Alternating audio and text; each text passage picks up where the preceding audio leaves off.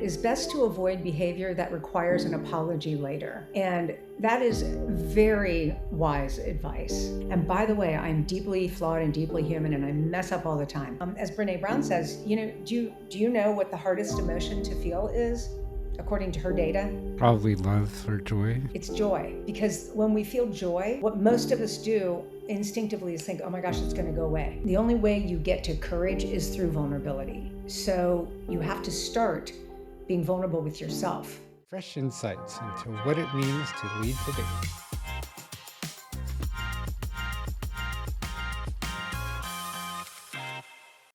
Whether you want more innovation more easily, you are feeling burnt out or overwhelmed, or you simply know that something isn't quite the way you know it can be, you are not alone.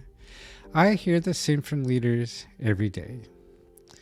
On Uncommon Leadership, we explore aligning personal fulfillment with business success, creating authentic teams, and cultivating the resilience, adaptability, and ease necessary to move beyond simply surviving today's challenges into thriving. I am Michael Hunter with Uncommon Teams, and today we'll uncover fresh insights into what it means in the world today. What it means to lead in the world today. Joining me is Christy Pretzinger. Christy is the owner and CEO of WG Content and the Better Leader Project. WG Content is an organization that has transformed the landscape of healthcare content creation. And while she is exceedingly proud of that organization, her passion and focus are on helping others create organizations where people can thrive, which is the origin story and purpose of her newest business, the Better Leader Project. Welcome, Christy. Thank you for having me. I look forward to our conversation, Michael. Let's get it started then. When did you first recognize that integrating your whole self and bringing that into everything that you do might be a valuable approach? I think that was just who I am from the beginning. For as far as I can remember, I remember even back when I started as a freelance writer back in, my goodness, now 1993, a long time ago, that I didn't see a difference between who I was when I was working and who I was when I was not.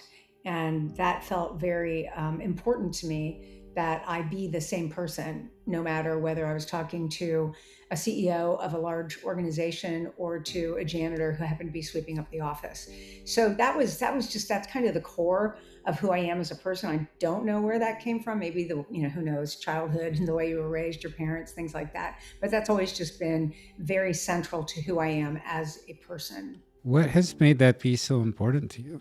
Well, at the risk of, I guess it's not really the risk because, 30 years ago, Oprah used the word authenticity so much that I feel like it lost a lot of its meaning.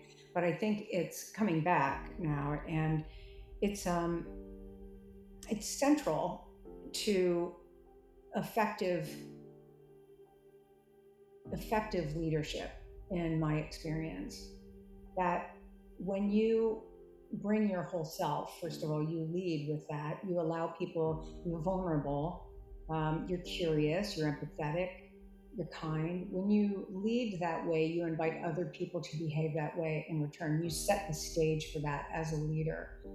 And that has been definitely key to creating the environment of the organization that I lead. Is that also something you've always known, or did you have a moment or a series of moments that taught you the criticalness of that? Well, I think all of it is a process. I used to say that, self-awareness is like peeling back the layers of an onion. And then I had someone whose podcast I was on say that someone taught her that it's more like an artichoke, which I really like that better, because you pull the leaves back to get to the heart, right? And I have been innately curious about all things, but also about myself ever since I was very young. I think it's safe to say that nobody gets out of childhood without bruises. And I was curious about those. I was curious about the impact that had on my life and who I became as a person and the leader that I am and all of that. So that's always just been something that I've always enjoyed. I'm very acutely aware that not everyone is that way. But that being said, in my own experience, I'm a believer in the unexamined life is not worth living. And so I choose to live my life that way, and it has enriched my life immeasurably. Do you know what helped young Christy be so curious about all of that reflection and introspection? It's interesting you asked that, Michael, because I was just talking with my oldest childhood friend that I've known since I was 12 years old, and we were talking about the difference between like myself and other members in my family, because I'm really different, and I don't know why. I have no idea. We were all, my brother and I were raised in the same household, and we are just totally opposite people. We get along fine, but we don't have a lot in common, and we don't really view the world in the same way. Um, I don't know. I think that it's sort of a nature nurture. I think that it must have been my nature, but I also feel like my father nurtured that very much. He was an outlier. He was an extraordinary person, and many of the things that he taught me when I was younger have informed who I am today. The passion that I bring to the work that I do now, and the things that I speak about, are really influenced by his words and teachings to me when I was much younger. What are some of those teachings that he gave you? Probably one of the best ones is one that really formed the kind of the core of why I wrote my book, Your Cultural Balance Sheet. And it was essentially the story is that my family has a large burial plot in Dayton, Ohio, where I grew up, and we're German and not that prolific, so you could build a house on this place, and there's more. There weren't that many of us, but there's a lot that are there from a long time ago, and there's one that says just mother. There's not even a date, and some of them just have the dates like I'm trying to remember some of the names now, like Joseph, and then just some, a birthday and a death day with a dash, right? This was way before that song, The Dash, by the way. And my dad and I were standing up there, and this is probably over 20 years ago, and we were looking at all of these headstones. And I said to him, I don't know who any of these people are. I don't know anything about their lives, what they did, what mattered to them. And he stopped and he looked at it and he said, I know. It's like you wanted to say they mattered. And that has stuck with me all those years. And as I said, was the basis, the kind of the impetus for writing the book that I wrote.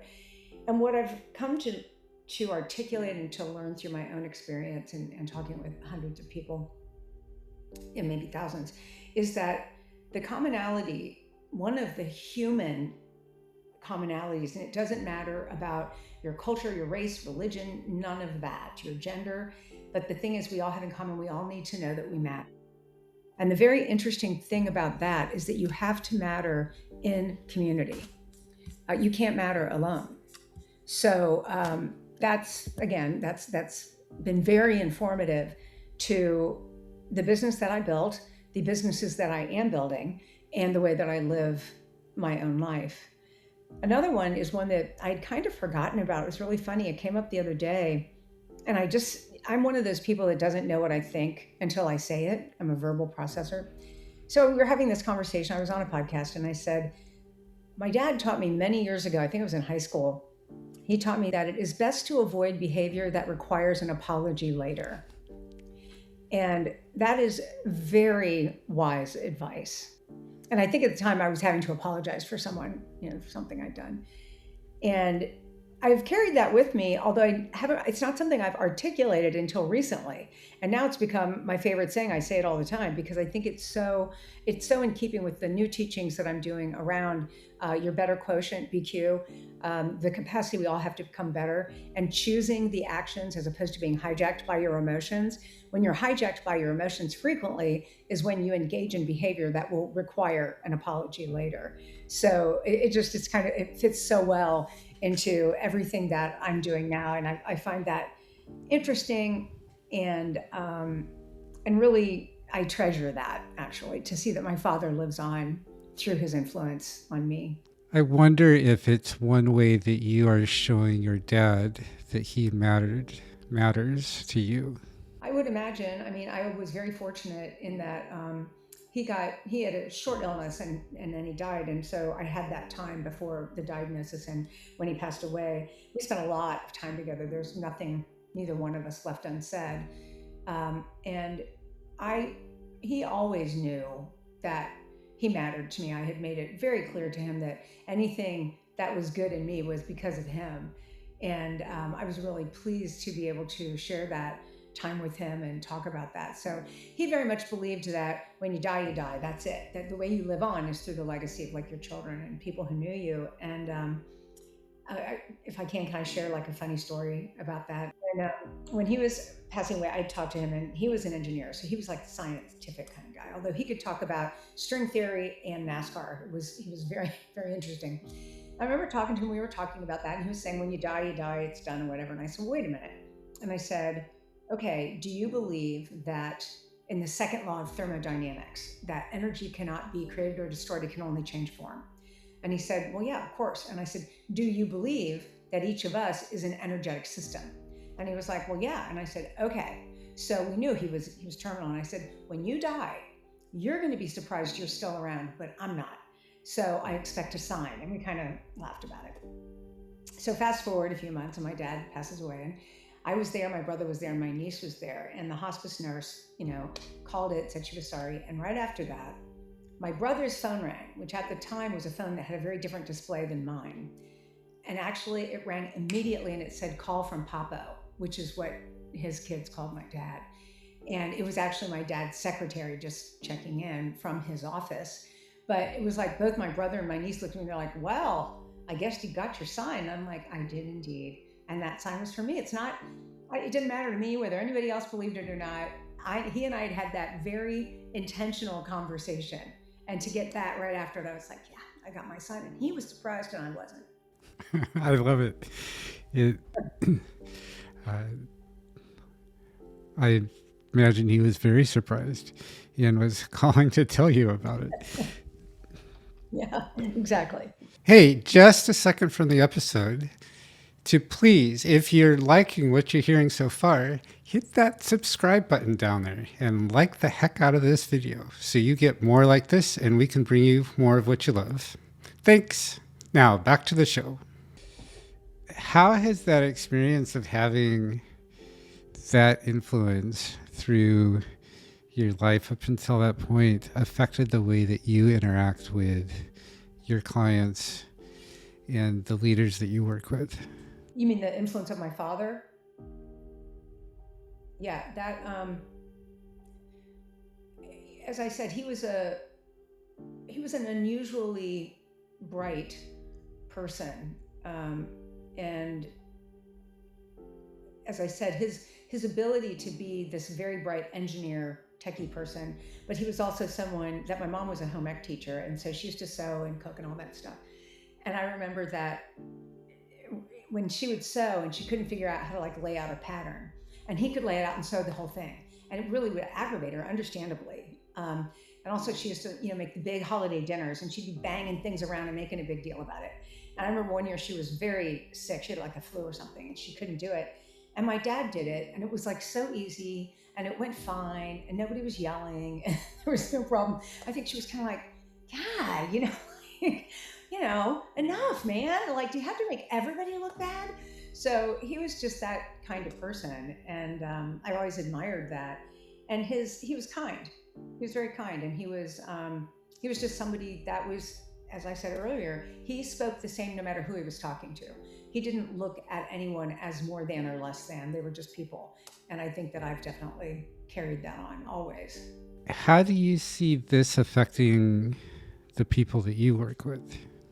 Well, when you think about the things that form you as a person, certainly there are other things besides my father that have formed who I am today and continue to form who I am today, and my mother as well. The whole family of origin thing. But when I think about the way that I lead, and the thing about, for me, leadership is that recognizing that as a leader, you have the privilege to feed into the lives of the people that you lead. And when done well, leadership, management, whatever you want to call it, is a truly high calling because of the fact that you have such a direct impact on the lives of the people around you. I take that very, very seriously. I'm very aware of the seat where I sit, and of the impact of the things that I say and the way that I behave. And by the way, I'm deeply flawed and deeply human, and I mess up all the time. But I'm aware of it, and I also am very quick to apologize and to catch myself in that, so that I don't break the trust that takes so long to build and can be blown in a moment. I'm very acutely aware of that, and I protect that very much so with my organization. With the people on my leadership team are the ones I work more closely with, but that filters out into the entire organization, because the things that, whoever we are in the small moments, right, is who we are in the big moments. So I try to be that person in the small moments, so that when it comes to a bigger moment, when I'm speaking to groups of people, or when I'm even speaking just to my own organization, that who I am shows up authentically, consistently, no matter who I'm talking to. How does that tend to look in the day to day as you're working with your staff in your different companies? It shows up in a lot of different ways. I think it's taken me a very long time to really accept that when I speak, there's a certain amount of weight that is applied to that maybe isn't, the weight doesn't come from other leaders in the company. If I say it, it lands differently. It's taken me a long time. I'm one of those people that doesn't really love hierarchy. And so I've had to learn over time that people want a boss. They want someone landing the plane. They want to make sure somebody else is in charge, and they don't want it being like, hey, we're all in this together. It's like, no, we're not. You're in charge and you got to land this thing. It's not me. And so really learning that, that aspect of leadership, I think it's an ongoing process, frankly, for me, because trying to balance the importance and the fiduciary responsibility that I have to these organizations as a whole versus the responsibility that I feel for the individual people. For example, last year, for the first time in my entire career, we had to conduct a RIF. I never have had to do that in any of my jobs, and never since I've been self-employed. And it was devastating. I hated it. I mean, I think anybody hates that. And we always joke that if we were awful people and cold-hearted, it would have been easy, but we're not. And so it was devastating for everybody. But one of the things that I learned through that process was that I wasn't ready to make the decision to do that when I really did know that it needed to be done. And when I look back at that, I think, well, on the one hand, I had a reluctance to do something that would hurt people I care about, which sounds really benevolent, and aren't I great? But that's a big leadership mistake, is because sometimes in order to preserve the whole, you have to do things that maybe aren't great for every part of it. So while I would never want to react, I think that my response is certainly more appropriate than a reaction, but I have to make sure that I look with more clear eyes, that I don't choose comfort over clarity in a situation like that, because of the fact that I do care deeply about the people that work here. But I also have to make sure that there continues to be an organization where people can work. So it's learning to balance that. I think that's a big leadership lesson, and I don't think we ever stop learning those. At least I've never stopped learning those lessons. I agree. The best leaders never stop learning, and they know that they never stop learning, are never happy with how much they know. That is one of the hardest times to be a leader, is when you have to make those hard decisions that are putting some people over other people for reasons not anything to do with the fault or unfault of any of the people involved. Some people have to be let go, or have to be promoted or not be promoted, or this and that. What helps you know that you are more heavily on the clarity side than on the comfort side in those situations, especially in the really uncomfortable ones?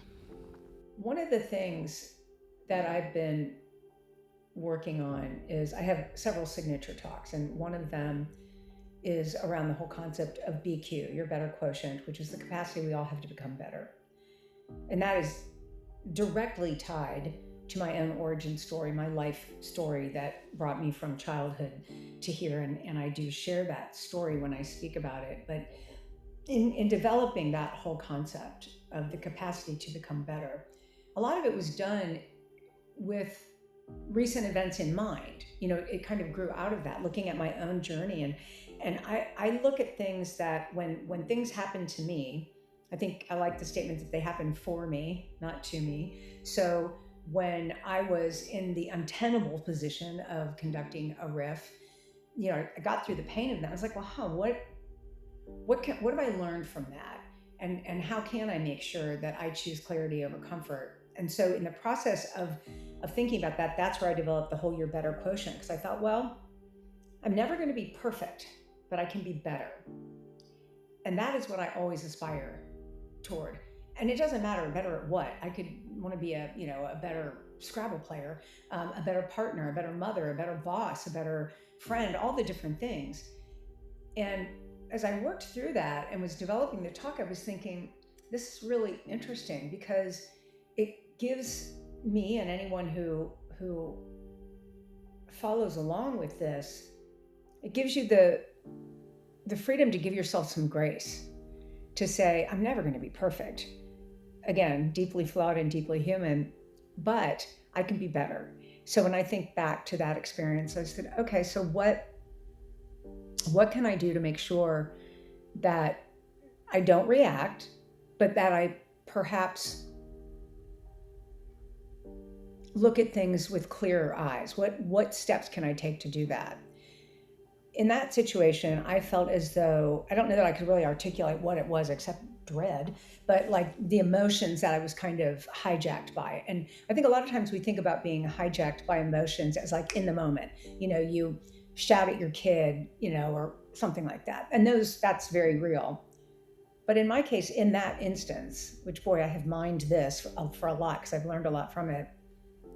It was a slower hijacking of reluctance to take action that would hurt people. So it was still being hijacked. It just wasn't being hijacked by anger or typical things that we think about, when you react out of anger. But it was hijacked by an emotion. It was not clarity. I needed to learn to hold two things at once. I very much believe in both and, as opposed to either or. I could be clear and also be sad that I needed to take this action. And I did come to that point, obviously. And I don't even know, hindsight's 2020. I don't really like to revisit that. Should I have done it sooner? Whatever, it doesn't matter. But looking at that and reminding myself that because I am an empath, very much so, that I have to watch that and make sure that I don't lean too much, don't get hijacked by that empathy at the expense of clarity. And I think you can do that. I think you can remain empathetic and still have clarity. Absolutely. What helps you maintain that boundary to feel all the empathic things you're receiving, understand what everyone else is experiencing, and also have that partition between you, between all of that and the decision you need to make, and keeping that clear enough to make the right decision for you and the company and everyone involved. There's a lesson that I love that is about keeping your side of the street clean. And then actually, I was joking, I'm not even kidding. My mentor, Taylor Swift, actually uses those lyrics in a song where she's like, I keep my side of the street clean. You wouldn't know what that means. And I think that that's a really valuable thing to hold on to, is that as long as I am acting in my own conscious integrity, in line with my own personal values, I am not responsible for the reaction someone has because of what I say or do. As long as it's not, out of anger, things like that. I'm just talking about adult conversations, about having to give somebody difficult feedback, about having to let somebody go, or those kind of things, that I keep my side of the street clean and make sure that I own the part that's mine, but that I don't take on the emotions, feelings, reactions, responses of other people. That's not helpful. It's tremendously weak leadership. You don't have the luxury of doing that. I mean, I can be an empath and still not do that, make sure that I don't take that on. I also have, I've studied the Enneagram pretty in depth, and we use that in my organization a lot. So I'm very familiar with the Enneagram types, particularly on my leadership team, but even when I was conducting the riff of the people I was speaking to, so I could keep that in mind and think about, okay, I'm very familiar with this person. I know this is their Enneagram type. This is the way they process, that kind of thing. And I think that that's incredibly helpful to know how how I speak and think is not the way everybody else does. That's hugely important as a leader, and something I've had to learn over time, because as I mentioned earlier, I'm a verbal processor, and I think very quickly, which doesn't make me smarter. In fact, it can be not so great to think that quickly, but it can also shut other people down. So I've joked before that my previous accountant, I could ask her a question and then basically pick up my phone and read my news feed while she stopped and processed to come up with an answer. And I want to hear the answer. So I don't want to keep talking and not give her the space she needs to process, think about it, feel it, do whatever it is she needs to do to then share, her expertise on whatever question I'm seeking her expertise on.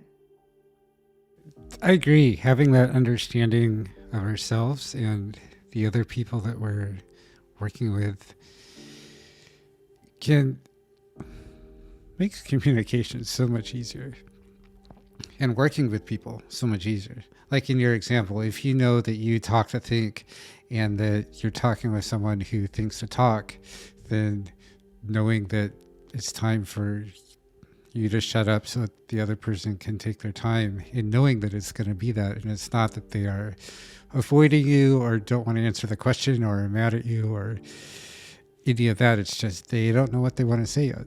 Right. And I think that it's not that they're not bright. Frequently the people, fast doesn't always mean wise. In fact, it probably doesn't mean wise, but yet we are rewarded for speed, and that's not really a good thing.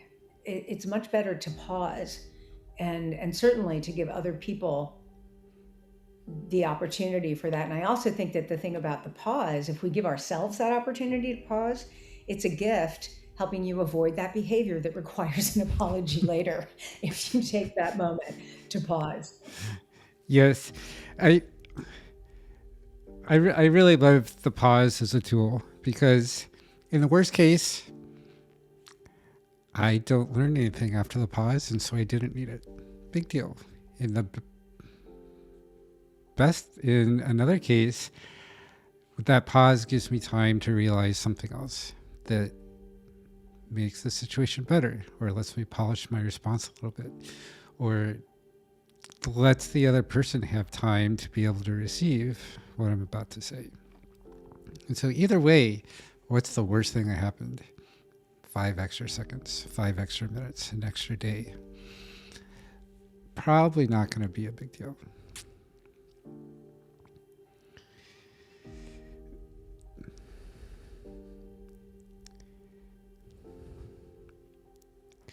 As you are working with leaders who don't believe that there's anything more they need to know about themselves and are confident that there's nothing anyone outside can tell them about them, how do you help them around that to realizing that maybe there is something they aren't as sure about that might be useful? Honestly, those aren't my people. They're not going to be attracted to what I teach. They're not going to hear what I teach. That's why it's called the Better Leader Project. I really wanted it to be the Better Human Project, but too many people already think they're good humans, but people are still eager to be better leaders. I just don't think that's not my audience. You have to have an innate curiosity, primarily about yourself. Now, I can talk to people that maybe in terms of saying like they don't think they need to learn anything, but they think that they have to be perfect, and helping them unpack that a little bit and understanding is so fundamental to leadership, but also to self-awareness, is that if you believe that you need to be perfect, then you preclude any possibility of ever knowing yourself, because you cannot be vulnerable even with yourself to look at your imperfections. That's where better not perfect comes in. Saying, okay, I have to be able to acknowledge I'll never be perfect. So how can I look at myself, kind of peel back those, pieces of the artichoke leaves to get there, and then allow myself to bring things to the surface that perhaps I've probably even hidden from myself. Others might actually see them, but maybe we don't see them ourselves. Bring them to the surface and say, wow, that's a belief I've held on to since I was a kid. I don't really even think that's true. Maybe it's time to let that go. Or here's a behavior of mine that I don't really like. It doesn't give me the results that I want. Maybe I should change that. But here's something I really like about myself. I discovered when I looked down in there, I'm a really loyal friend. I'm whatever I happen to be. So looking at the good and the bad, and for me, always with a sense of a certain amount of levity, because, we just all have these weird things we do. My son is an anxious type, and he's at Georgetown Law School, and everybody there is an anxious type, as you can imagine. They're all very, accomplishment focused. And he's known ever since he was a kid, we've talked about this, he's got a lot of tools in his tool belts, and many of his other students around him don't. And he jokes that he's like, I am like the Buddha compared to these people because they're so anxious, and he's anxious. So we're like laughing about it. But what he's learned over time to get to the levity is that when everything is going well, he tends to all of a sudden freak out and be like, oh no. Like, he was walking home from class, and he's in his final semester, and he loves the classes that he's taking, and he's in DC, and he was walking home, and he was like, oh my God, I love my class. And he was like, I should be working harder. This shouldn't be this much fun. I shouldn't be enjoying this. And we were kind of laughing about it. And I said, that's when you get to look at yourself and then go, there I go again, trying to make a problem out of nothing. But as Brene Brown says, do you know what the hardest emotion to feel is, according to her data? Probably love or joy. Joy. It's joy. Because when we feel joy, what most of us do instinctively is think, oh my gosh, it's going to go away. When's that shoe going to drop? If you're having a joyful moment with people that you love, your head goes to, what if something happens to one of them? Something horrible is going to happen. It's this, I don't know why we're that way, and I'm not the researcher that she is. I'm sure she could tell you more about that, but that is a true difficult emotion for people to feel. So recognizing those things about ourselves, like I said, and my son, his tendency to feel anxious for no apparent reason because it feels like comfortable shoes to him. That's kind of his default position, and me recognizing my default position is to reframe everything positive, which can move into delusion, quite frankly. So you gotta kind of moderate that behavior too. It can serve me well, but it can also be like, you might want to dial that one back and look with a little more clarity at what's actually happening here, so. How do you help people who aren't naturally introspective and yet want to know more about themselves, to become able to do that inward investigation? Well, that is exactly what the Better Leader Project is about right there. In my own experience, most people, we don't have access to our emotions. It's not easy access to our emotions. We firmly believe that we are rational beings who sometimes feel. But neuroscience tells a different story. It tells us that we are feeling machines first. And that always happens because all of the stimuli that comes in through our five senses hits our limbic brain long before, which that's the emotional center, long before it hits the rational center. But we deny that. We've been taught that societally, certainly in the US, to deny that. So in the Better Leader Project, one of the things that it focuses on and that I teach people and then help them practice in community, because you really need to practice these skills as opposed to reading about them, is to learn to experience share, no advice giving, to experience share around their own lived experiences. And when you do that, that you lead with the feeling. If you're going to talk about an event, let's say, that you would lead with the feeling. Like, let's say the event was, gosh, I'm trying to think of something that would be salient. Maybe something poignant, like your child graduating from high school and moving away, something like that. So that's an event. So the feeling about it would be sad, hopeful, proud. So you have to kind of access more than mad, sad, glad. That's the three feelings that most people have, which means that's the lens through which they see the world. Language really does become very, very important when it comes to this kind of work. So you learn the language, the how to dig a little bit deeper, get your feelings wheel out. I don't know if you're familiar with that. There's a feelings wheel that starts in the middle, sort of with mad, sad, glad, and then it digs down so that you can learn the different words. Because as humans, we all know the difference between sadness and agony. We know the difference between happiness and great joy.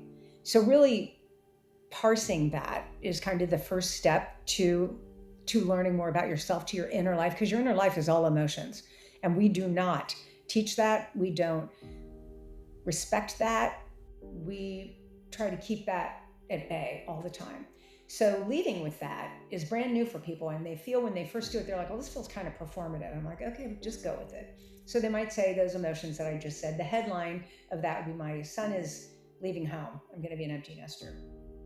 And then the significance is, I feel so sad at this transition, but also so deeply proud of the person my son is becoming, and eager to see where he's going to go in his life. Explaining a simple thing like becoming an empty nester in that context facilitates that knowing yourself. It's an actual, what's the word I'm looking for? Like a formula for helping you access those deeper parts of yourself that otherwise you might just be like, yeah, I'm going to be an empty nester. It's going to be kind of weird. And you tend to move on instead of like, this is really profound to me. It's a huge marker in my life and in the life of my son. And really taking that time to process it through your emotions is what begins the process of knowing yourself. One of the reasons I find understanding our emotions can be super challenging is that other people, society, culture, our faith, all these other influences have told us what we should be feeling in the situation, which may have zero alignment or connection with what we're actually feeling. Mm-hmm. How do you help people get through all the shoulds down to what is? Well, that again, to the better leader, that is a word that is almost verboten, not allowed to use should, because should implies advice giving. Nobody likes advice giving, because whether you like it or not, advice giving is essentially criticism. You're not doing something right, I'm going to tell you how you should do it. Nobody wants to hear that. It doesn't result in meaningful behavior, and it certainly doesn't further relationships between people. So one of the things in the better leader is teaching people to leave that behind, and the only thing you can do is experience share. So experience sharing with people around, for example, let's go back to that example I used of your child leaving home. Let's say in that group I shared that and said, my emotions were sadness, poignancy, joy, and pride, whatever, and then shared the thing. So other people's responses to that, it would be very easy and lazy, by the way, because it's an old pattern to be like, well, what you should do is turn that into a sewing room, or you should just, do this and do all these things that you start telling people what to do. Nobody wants to hear that, especially after you've really shared your emotions around something as meaningful as that. What is the thing that we teach in practice in that community is you can respond to that and say, I resonate with that. I remember when my son left and how sad it made me to miss his presence every day. But I also was so proud and eager to see what he was going to become. So it builds a relationship, first of all, because you are saying, I see you. I recognize what you're feeling. I too have felt that. And just leave it at that. There isn't any room for telling people what to do with whatever situation they're facing. Again, that's why we don't do reviews in my organization, because reviews imply advice giving and you're doing something wrong and I'm going to tell you how to fix it. I often tell people when I work with people who are in large organizations where there's very structured processes around different things, such as reviews, and they have to rank people, which I just hate, like 1 through 5, or excellent or needs improvement, that kind of thing. And I always say, fill that out, do whatever you have to do to play the game in that organization. Give it to the employee, give it to HR, do whatever you do, and then throw it in a drawer and have a real conversation with that employee about their hopes, their dreams, what matters to them, where they think they can improve, where would they like to improve? How can I, as your manager, help you? What barriers can I remove to your success? That is a much more meaningful conversation that will result in behavioral change as well as building a relationship. Unlike, well, I noticed you're not really good at this and you better get better at it. Okay, that's not helpful. For people who are experiencing all the shoulds, whether it's coming from past experiences or current experiences, how do you suggest they get started on translating those shoulds into coulds and then divesting themselves from that? I'd like to share my experience around that because it's kind of it's a life experience. It started in my childhood. So, like a lot of people when I was a kid growing up, we get those messages loud and clear that you're not good enough, right? You're not perfect. Whether it's your family of origin, society, good heavens, today with social media and everything, it's all about that. And I also know from my own experience that every single one of us has a voice in our head, and it tends not to be very nice. It tends to be insidious and very critical. And in my case, whenever I would feel even just a little bit good about something I might have accomplished, that voice was right there saying, yeah, but you're not perfect. You're not perfect.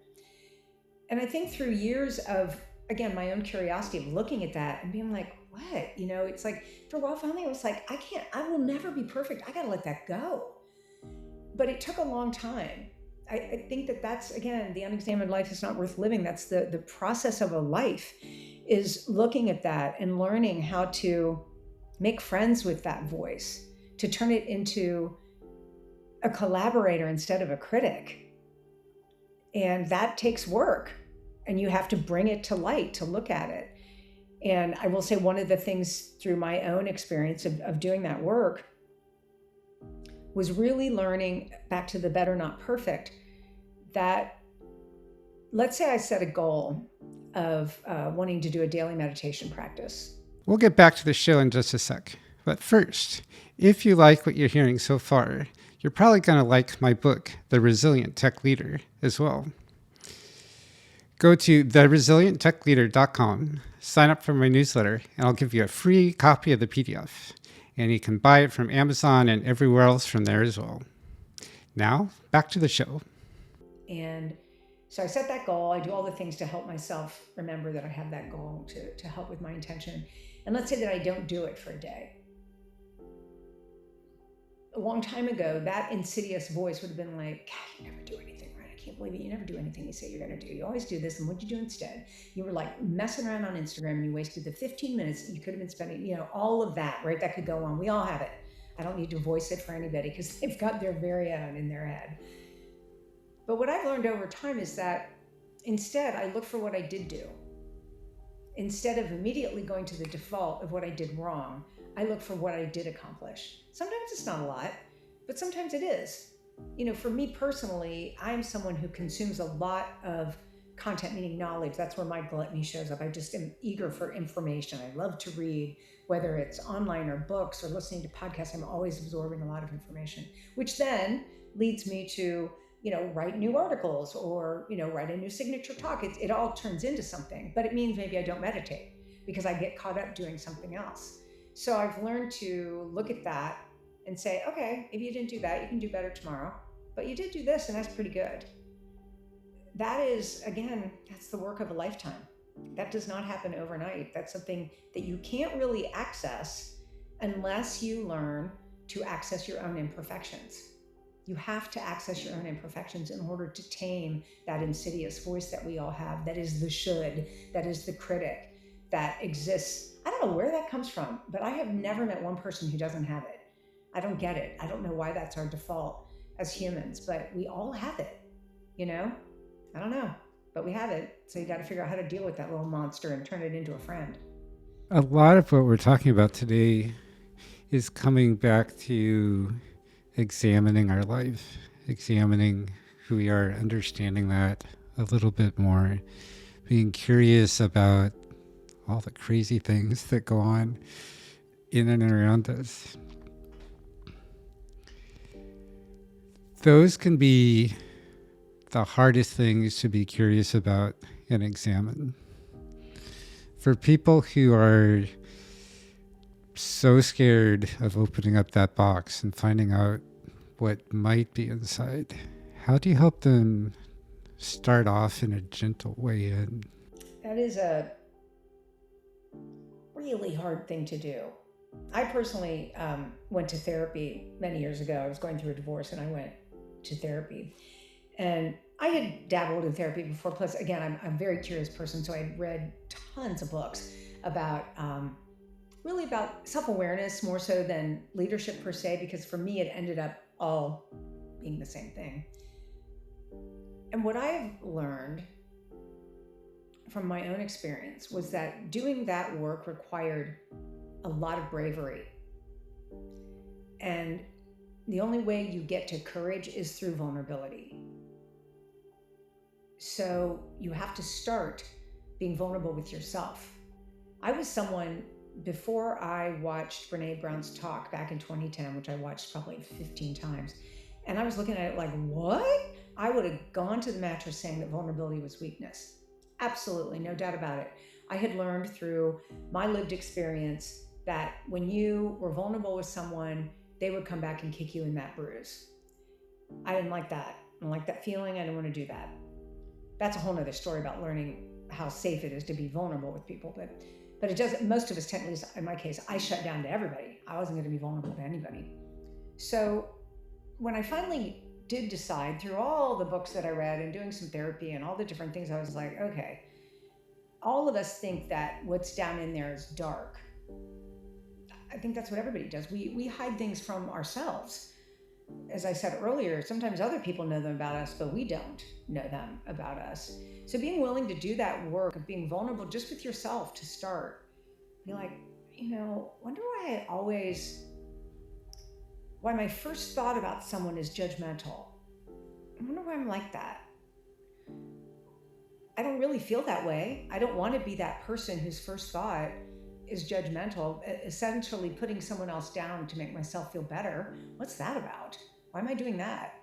And so being willing to get a little curious about that is where it starts, really. And the thing that I share with people is that being vulnerable with yourself is, as scary as it is, it's just yourself. You're never going to spend more time with anybody in the whole wide world than you do with yourself. So getting to know that you is a really good idea. And then you can learn what to share, what not to share. That's, where you develop your spidey sense around vulnerability and how safe it is to share, and not everybody earns your secrets and things like that. But it really is about being vulnerable to yourself.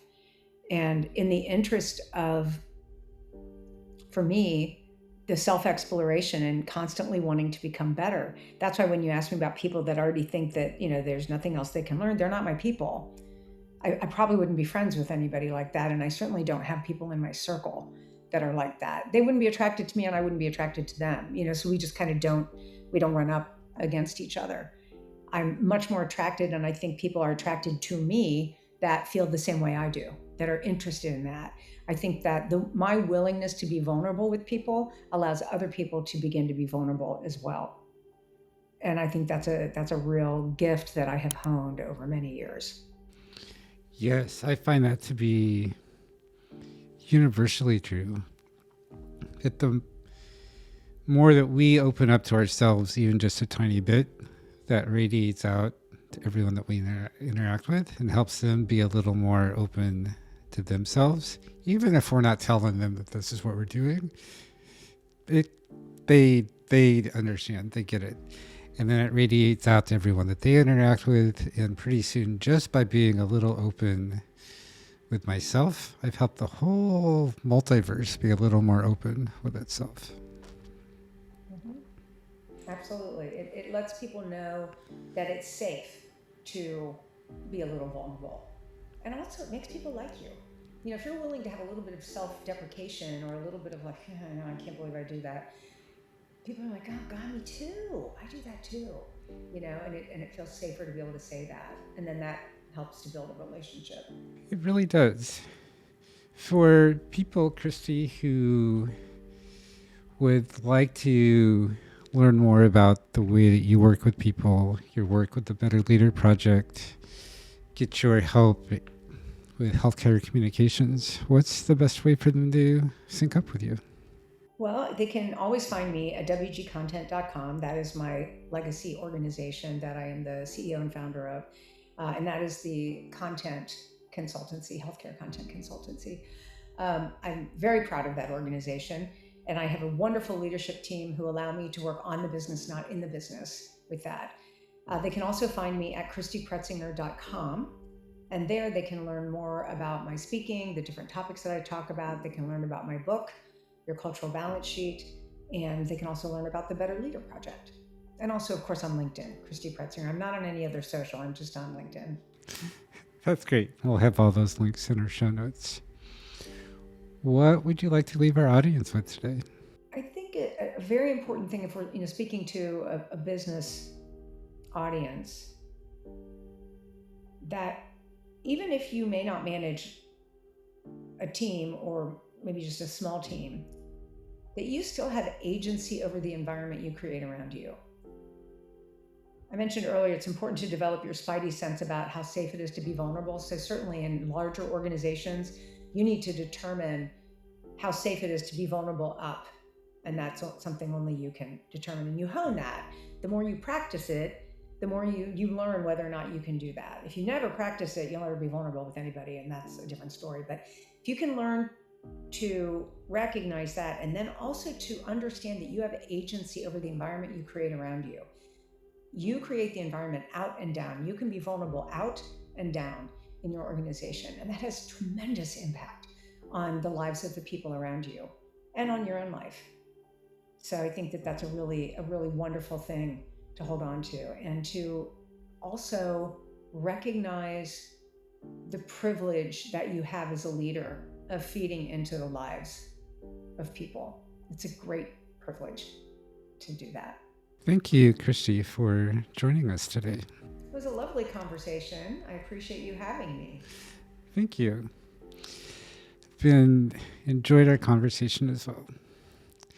And thank you, audience, for joining us today. Christy and I would love to know, what are you feeding out into your organization? Thanks, and have a great day.